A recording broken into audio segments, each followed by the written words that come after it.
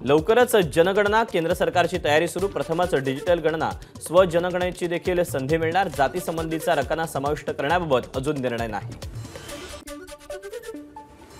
NDA सरकारच्या कार्यकाळातच एक देश एक निवडणूक लागू होणार, सूत्रांची माहिती।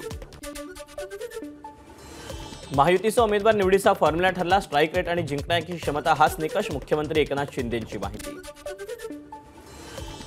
विधानसभा निवडणूक नोव्हेंबरच्या दुसऱ्या आठवड्यात आणि 2 टप्प्यामध्ये घेण्यास प्राधान्य देणार, मात्र अंतिम निर्णय आयोगाचा असेल, मुख्यमंत्र्यांची माहिती।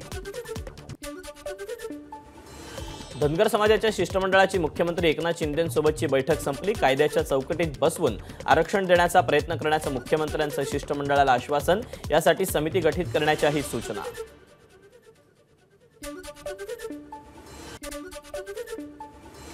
हिंदू हा एकमेव सहिष्णू धर्म, राजस्थानच्या अलवरमध्ये राष्ट्रीय स्वयंसेवक संघाचे सरसंघचालक मोहन भागवत यांचं प्रतिपादन।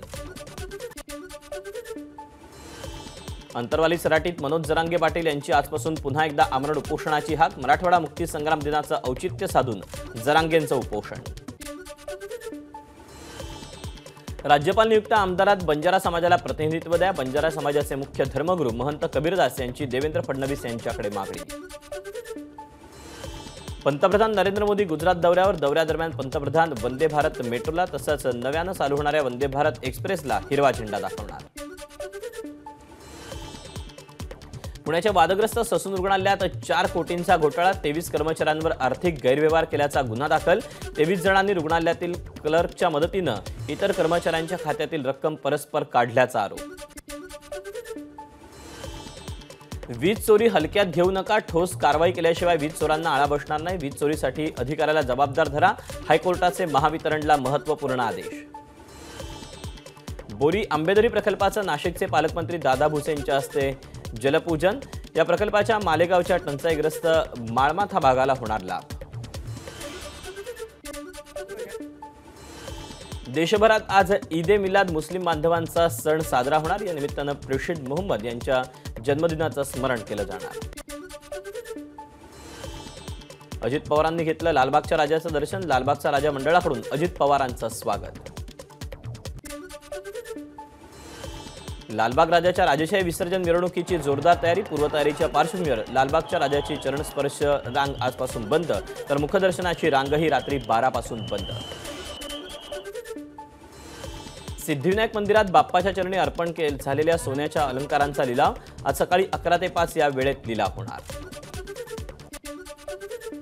गणेश विसर्जनासाठी मुंबई महानगरपालिका सज्ज, मूर्तींच्या विसर्जनासाठी 204 कृत्रिम तलावांची निर्मिती, तर भाविकांच्या सेवेसाठी 12,000 अधिकारी आणि कर्मचारी तैनात।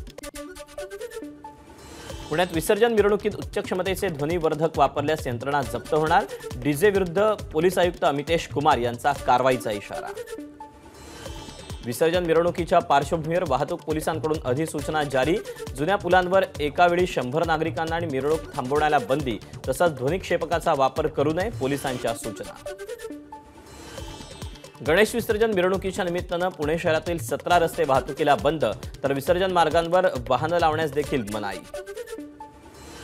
पुण्यात विसर्जनासाठी पीएमपीएमएल कडून बसचं नियोजन, रस्ते बंद असल्यानं गैरसोय होऊ नये म्हणून पीएमपीएमएल बसकडून व्यवस्था। नागपूरमध्ये सर्वच नैसर्गिक तलावांमध्ये गणेश मूर्तींचं विसर्जन करायला महापालिकेकडून बंदी, फक्त कृत्रिम तलावांमध्ये विसर्जन करता येणार। एसटी प्रवासात अडचणाऱ्यास थेट आगार प्रमुखांना फोन करा, एसटी प्रशासनाच्या प्रवाशांना सूचना। एसटी प्रशासनाकडून आगार प्रमुखांचा नंबर प्रत्येक बसमध्ये प्रसिद्ध करण्यात येणार। नंदुरबारच्या तळोदा तालुक्यातील ध्वजापानी ते मालदा रस्त्याचं काम निकृष्ट दर्जाचं, रस्त्यासाठी मुख्यमंत्री सडक योजनेतून 4 कोटींचा खर्च, संबंधित अभियंत्यांवर कारवाईची मागणी। विरोधकांनी मला पंतप्रधान पदाची ऑफर दिली होती, नागपुरात पत्रकारांच्या कार्यक्रमात बोलताना केंद्रीय मंत्री नितीन गडकरी यांचा गौप्यस्फोट। पंतप्रधान होणं हा माझ्या आयुष्याचा उद्देश नाही, तर विरोधी पक्षातल्या ज्येष्ठ नेत्यांकडून पंतप्रधान पदाचा प्रस्ताव आल्याचा नितीन गडकरींचा दावा। गडकरींकडे कोणी भूमिका मांडली असेल तर त्यात गैर काय, ठाकरे गटाचे खासदार संजय राऊत यांचा सवाल। नितीन गडकरींसारख्या नेत्याची देशाला गरज, गडकरी पंतप्रधान झाले तर आम्हाला आनंद होईल, सुप्रिया सुळेंची प्रतिक्रिया। ऑफर देणाऱ्याचं नाव गडकरींनी सांगायला हवं. गडकरी पंतप्रधान होणार असतील तर आनंदच, नाना पटोलेंचं वक्तव्य. सध्या तरी देशासाठी नरेंद्र मोदी हे एकमेव ऑप्शन. गडकरींनी पंतप्रधान पदाबाबत केलेल्या वक्तव्यावर मंत्री धर्मराव बाबा आत्राम यांची प्रतिक्रिया. मुख्यमंत्री पदाचं स्वप्न तेव्हाही पाहिलं नव्हतं आणि आताही नाही. शिर्डीत पेन्शनधारकांच्या महाधिवेशनात उद्धव ठाकरेंचं वक्तव्य. उद्धव ठाकरे जनतेच्या मनातील मुख्यमंत्री आहेत. राज्याची सूत्र पुन्हा एकदा शिवसेनेकडे येणार. वैजापूरच्या सभेत खासदार संजय राऊत यांचं वक्तव्य. महाविकास आघाडी सत्तेत आल्यावर जुनी पेन्शन योजना लागू करणार. शिर्डीत पेन्शनधारकांच्या महाधिवेशनात उद्धव ठाकरेंचं वक्तव्य. पंतप्रधानांची पेन्शन अदानींकडून येते. जुनी पेन्शन योजनेवरून संजय राऊतांचा सवाल. जुन्या पेन्शन एवढीच नवी पेन्शन मिळणार. नव्या पेन्शनचं समर्थन करणाऱ्या दीपक केसरकरांविरोधात कर्मचाऱ्यांची घोषणाबाजी. पेन्शन मिळत नसल्याचा आरोप. शिवसेना आणि राष्ट्रवादी आमदार अपात्रता प्रकरणी 18 सप्टेंबरला सुनावणी. मागील आठवड्यात चीफ जस्टिस नसल्यामुळे आणि इतर केसेसमुळे सुनावणी होऊ शकली नव्हती. 2.5 वर्ष मुख्यमंत्री पदाच्या कार्यकाळात ज्यांना सरकार टिकवता आलं नाही ते जनतेचे प्रश्न काय सोडवणार. प्रवीण दरेकरांची उद्धव ठाकरेंवर टीका. महाराष्ट्रात जर काँग्रेसचं सरकार आलं तर हिंदूंना त्रास होईल. नितेश राणेंचा दावा.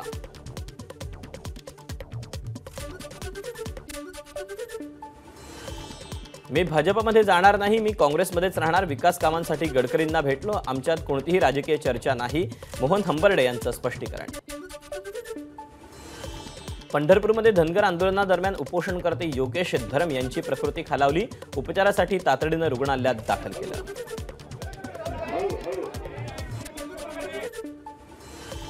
बहिणींना 1,500 रुपये देण्यापेक्षा त्यांची अब्रू वाचवा. शरद पवारांचा शिंदे सरकारला सल्ला. राज्यातल्या महिलांना आम्हीच तुमचे भाऊ असं सांगण्याची स्पर्धा सुरू. उद्धव ठाकरेंचा महायुतीला टोला.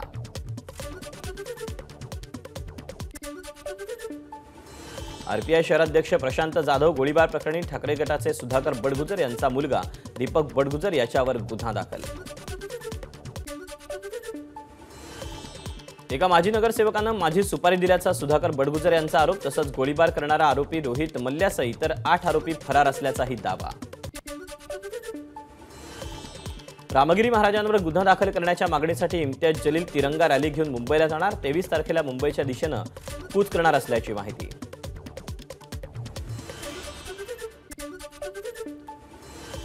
भंडाऱ्याच्या साकोली पोलिसांकडून 3.5 लाखांची सुगंधित तंबाखू जप्त. गोंदियातील 2 जणांवर कारवाई. भुजबळांच्या बोलण्यामागे कोणता नेता आहे हे सर्वांना माहिती. त्याच नेत्याकडे राज्याचं गृहमंत्रीपद. चौकशी करून सत्य लोकांसमोर यायला हवं. भुजबळांच्या आरोपानंतर रोहित पवारांचं प्रत्युत्तर. मंत्री छगन भुजबळांच्या हस्ते लासलगाव मतदारसंघातील 694 कोटींच्या रस्त्यांचं उद्घाटन. पिंपळस ते येवला या मार्गाच्या काँक्रिटीकरणासाठी 560 तर लासलगाव विंचूर खेडले झुंगे या मार्गाच्या काँक्रिटीकरणासाठी 134 कोटींचा निधी. पंतप्रधान नरेंद्र मोदी यांचा 26 सप्टेंबरला पोहरादेवीला दौरा. मोदींच्या दौऱ्याची जय्यत तयारी सुरू. राज्याचे उद्योगमंत्री उदय सामंतांची रत्नागिरी जिल्ह्यात एमआयडीसीची घोषणा. परंतु स्थानिकांची एमआयडीसीच्या विरोधात भूमिका. जळगावच्या राऊत दाम्पत्याची घटना अत्यंत दुर्दैवी. जे जबाबदार आहेत त्यांच्यावर कारवाई झाली पाहिजे. काँग्रेस नेते बाळासाहेब थोरात यांची प्रतिक्रिया. जळगावच्या पाळधीमध्ये मंत्री गुलाबराव पाटील यांच्या हस्ते मुलींना सायकलींचं वाटप. तब्बल 1350 मुलींना सायकलचं वाटप. गोंदियाचे पालकमंत्री धर्मराव बाबा आत्राम यांच्याकडून पूरग्रस्त भागाची पाहणी. 4000 हेक्टरपेक्षा अधिक शेतीचं नुकसान झालं असून तात्काळ पंचनामे करण्याचे निर्देश. मुंबईजवळ असूनही आपले हरितपण वसईकरांनी टिकवलं. वसईतील एका कार्यक्रमात बोलताना ज्येष्ठ गायिका उषा मंगेशकरांकडून स्तुती. नदीपात्रातून प्रवास करून डॉक्टरांनी केली महिलेची प्रसूती. नंदुरबारच्या अक्राणी तालुक्यातली घटना. बांबूंच्या झोळीतून प्रवास करत गाठली रुग्णवाहिका. अकोल्यात गणेश विसर्जनाच्या पार्श्वभूमीवर पोलिसांचा रूटमार्च. विसर्जन मिरवणूक सुरळीत पार पाडण्यासाठी पोलीस सज्ज. बीडच्या परळीमध्ये बिलाल प्राथमिक शाळेत शिक्षकाकडून 12 वर्षाच्या विद्यार्थिनीचा विनयभंग. शिक्षक साजिद सलीम शेख विरोधात पोक्सो अंतर्गत गुन्हा दाखल. पुणे बंगळुरू महामार्गावरील तवंदी घाटात भीषण अपघात. कंटेनर, 4 व्हीलर आणि 2 व्हीलरची एकमेकांना धडक. तिघांचा जागीच मृत्यू, 6 जण गंभीर जखमी. रायगडच्या घाटात 25 फूट खोल दरीत बर कोसळली. रायगडहून ऐरोलीला परत असताना अपघात. बसमधील सर्व 40 प्रवासी सुखरूप. मुंबईच्या दहिसर परिसरात पश्चिम द्रुतगती महामार्गावर हिट अँड रनची घटना. भरधाव कारची दुचाकीला धडक. 17 वर्षाच्या तरुणाचा जागीच मृत्यू. एबीपी माझा, उघडा डोळे बघा नीट.